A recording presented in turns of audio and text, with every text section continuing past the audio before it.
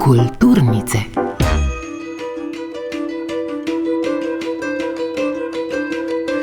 Mednarodni festival Druga godba bo v 42. izdaji potekal od 27. do 30. maja v Ljubljani in spred dogodki v domačem mestu Druge godbe pa na Ravnah na Koroškem in v Krškem. Program festivala v organizaciji zavoda Druga godba tokrat povezuje naslov Živa glasba. Kaj se skriva za naslovom? Direktor zavoda Druga godba in programski vodja Bogdan Benigar. Živijo, lepo zdrav. Živa glasba se navezuje na celostno grafično podobo festivala, ki poleg tega, da predstavlja seveda glasbene vsebine, opozarja tudi na dejstvo, da so v današnjem času izvajalci, glasbeniki, umetniki, ki delujejo na neodvisni sceni, ogroženi, predvsem seveda z vedno večjo funkcijo umetne inteligence in seveda pretočnih vsebin, tako da smo hoteli opozoriti tudi na to. Kako ste zasnovali 42. Drugo godbo, kako ste nadgradili koncept festivala?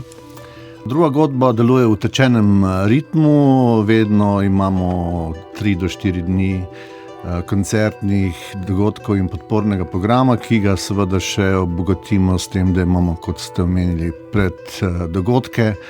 Temu rečemo podporni program. Začeli smo že v ponedeljek s filmom v Kinodvoru, s pogovorom in z otvoritvijo razstave. In nadaljevali smo danes s koncertom skupine Reolo na prvem programu v prvi vrsti. Teh dogodkov bo še nekaj, plesna delavnica, koncert za otroke. Sodelujemo tudi z zavodom Exodus, ki je pripravilo poseben program z senegalskimi umetnicami, ki bodo imeli koncert in tudi glasbeni vizualni performance. Tako da je vse skupaj 25 dogodkov, tega je pa 16 koncertov, 14 v Ljubljani in 2 izven Ljubljane. Med temi zasedbami z izvajalci iz 16 držav bo kar veliko premiernih predstavitev avtorskega ustvarjanja. Kakšne ritme bomo slišali? Ne, da bo veliko, ampak prav vsi koncerti iz tujih izvajalcev so slovenske premiere, zato smo se odločili načrtno, ko smo se tudi prijavili na razpis Ministrstva za kulturo. Hoteli smo poudariti, da je naše poslanstvo in mislim, da smo na nek način dolžni ljudem predstaviti najnovejše, aktualne globalne glasbe iz različnih področjih sveta in da ta sredstva, javno sredstva, ki jih dobimo, na ta način tudi upravičimo, da ljudi seznanimo z najbolj aktualnimi dogodki oziroma najbolj aktualnimi vsebinami, ki so trenutno prisotne po svetu. Naprimer,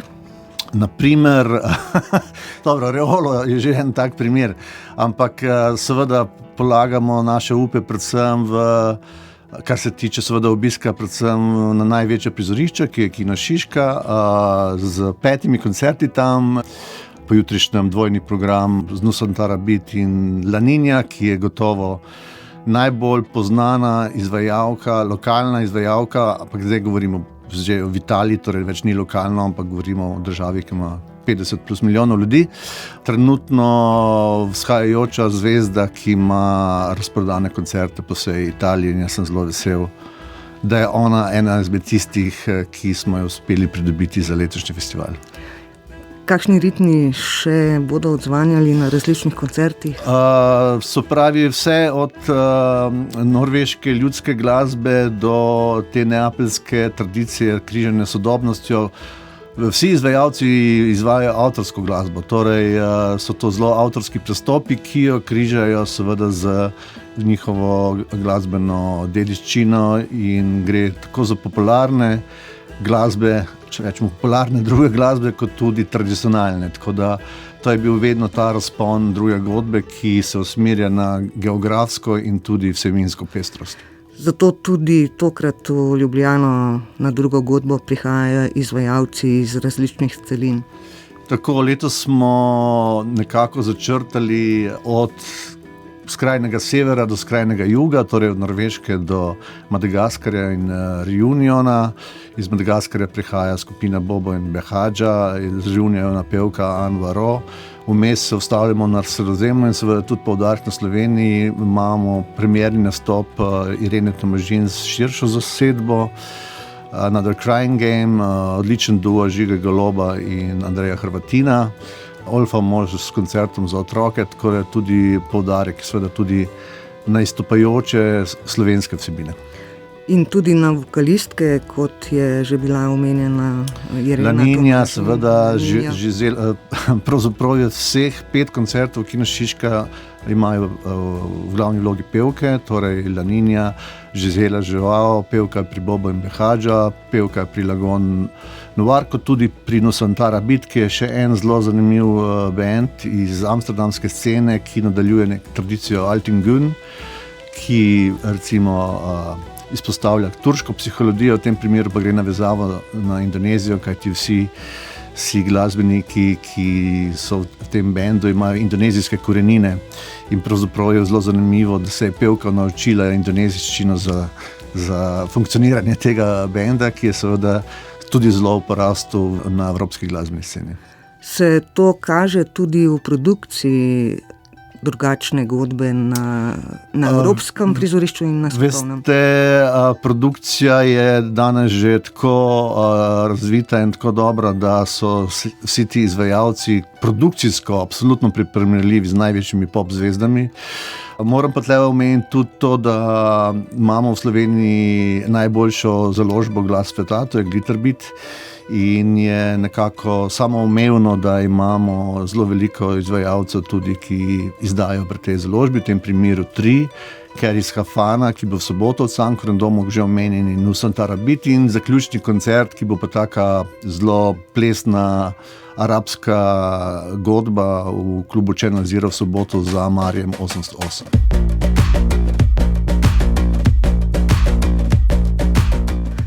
Fokus festivala je Senegal ali?